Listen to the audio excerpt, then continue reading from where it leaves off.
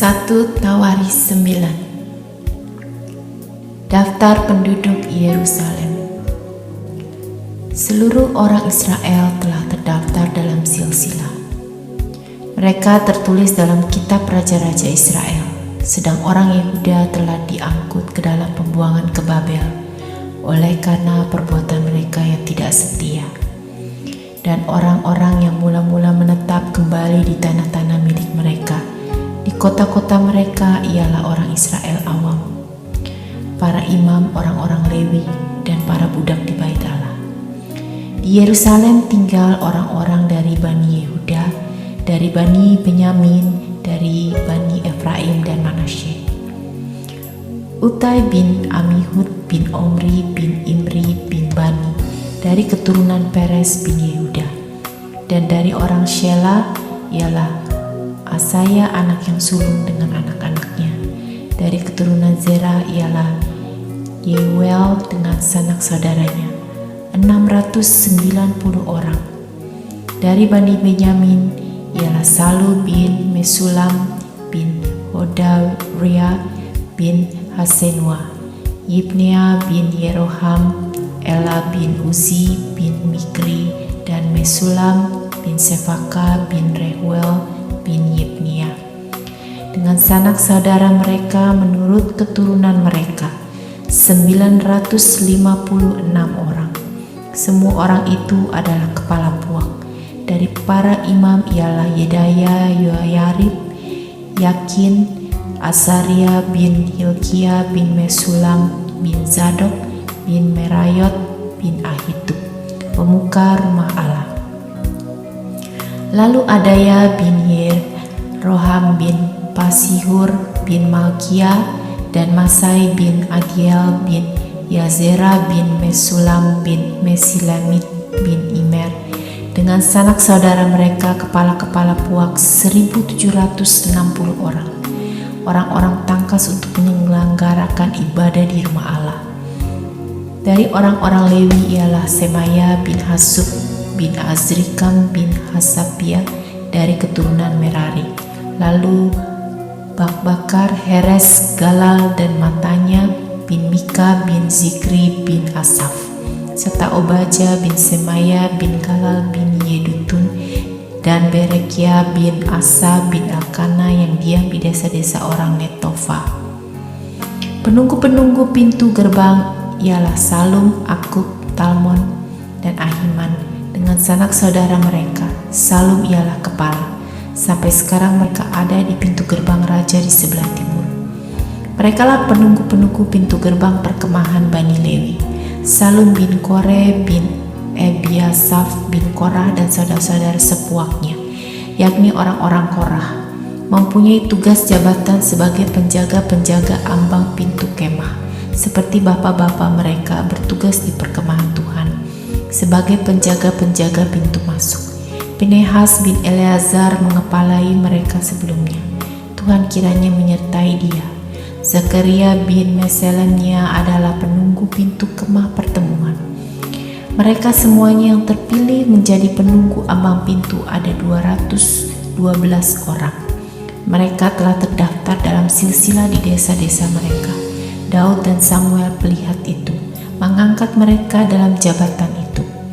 Mereka dan anak-anak mereka bertugas menjaga pintu-pintu gerbang rumah Tuhan, yakni bait kemah itu. Ke arah 4 mata angin ditempatkan penunggu-penunggu pintu gerbang, yakni ke arah timur, barat, utara, dan selatan.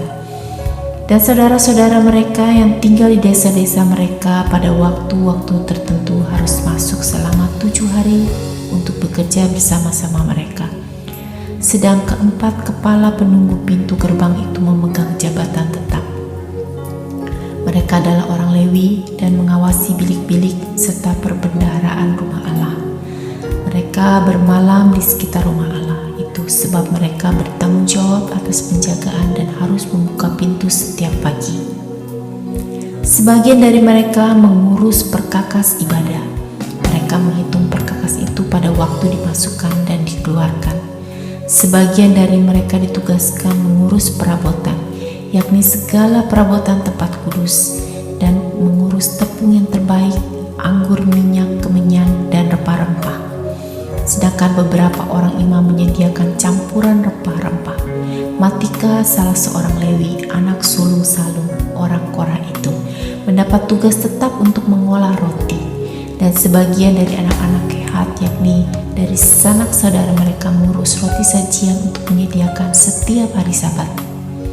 Dan inilah para penyanyi, kepala-kepala puak orang Lewi, yang diam di bilik-bilik dan bebas dari pekerjaan lain, sebab siang dan malam mereka sibuk dengan pekerjaannya.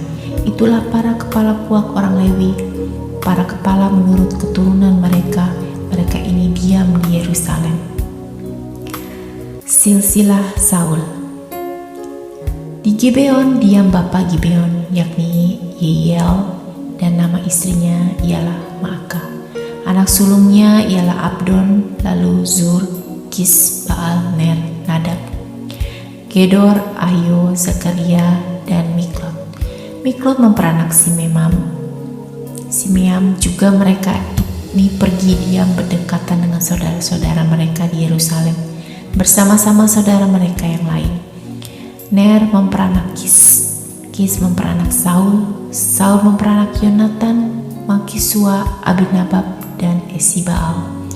Anak Yonatan ialah Meribaal, dan Meribaal memperanak Mika. Anak Mika ialah Piton, Melek, Tarea, dan Ahas. Ahas memperanak Yaera, Yaera memperanak Alemet, Asmawet, dan Zimri.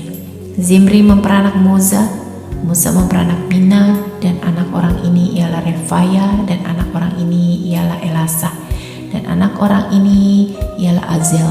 Azel mempunyai 6 orang anak, dan inilah nama-nama mereka: Adikam, Bohru, Ismail, Searia, Obaja, dan Hanan. Itulah anak-anak Azel. 1 Tawari 10. Saul mati. Orang Filistin berperang melawan orang Israel. Orang-orang Israel melarikan diri dari hadapan orang Filistin, dan banyak yang mati terbunuh di pegunungan Gilboa. Orang Filistin terus mengejar Saul dan anak-anaknya dan menewaskan Yonatan, Abinadab, dan Malkisua, anak-anak Saul. Kemudian makin beratlah pertempuran itu bagi Saul. Para pemanah menjumpainya dan melukainya. Lalu berkatalah Saul kepada pembawa senjatanya, "Hunuslah pedangmu dan tikamlah aku, supaya jangan datang orang-orang yang tidak bersunat ini memperlakukan aku sebagai permainan." Tetapi pembawa senjatanya tidak mau, karena ia sangat segan. Kemudian Saul mengambil pedang itu dan menjatuhkan dirinya ke atasnya. Ketika pembawa senjatanya melihat bahwa Saul telah mati, ia pun menjatuhkan dirinya ke atas pedangnya, lalu mati. Jadi Saul, ketiga anaknya, dan segenap keluarganya sama-sama mati. Ketika dilihat seluruh orang Israel yang di lembah bahwa tentara telah melarikan diri dan bahwa Saul serta anak-anaknya sudah mati, maka mereka meninggalkan kota-kota mereka lalu melarikan diri juga. Kemudian datanglah orang Filistin dan menetap di sana. Ketika keesokan harinya orang-orang Filistin datang merampasi orang-orang yang mati terbunuh itu. Didapati mereka Saul dan anak-anaknya tergelimpang di pegunungan Gilboa. Mereka merampasinya dan mengambil kepala Saul dan senjata-senjatanya, lalu menyuruh orang berkeliling di negeri orang Filistin untuk menyampaikan kabar itu kepada berhala-berhala mereka dan kepada rakyat. Kemudian mereka menaruh senjata-senjata Saul di kuil Allah mereka, tetapi batu kepalanya dipakukan mereka di rumah Dagon. Ketika seluruh Yabes Gilead mendengar tentang segala yang telah dilakukan orang Filistin terhadap Saul, maka bersiaplah segenap orang gagah perkasa, lalu pergi mengambil mayat Saul dan mayat anak-anaknya. Mereka membawanya ke Yabes dan menguburkan tulang-tulang mereka di bawah pohon besar di Yabes. Sesudah itu berpuasalah mereka 7 hari lamanya. Demikianlah Saul mati karena perbuatannya yang tidak setia terhadap Tuhan, karena ia tidak berpegang pada firman Tuhan, dan juga karena ia telah meminta petunjuk dari arwah dan tidak meminta petunjuk Tuhan. Sebab itu Tuhan membunuh dia dan menyerahkan jabatan raja itu kepada Daud bin Isai.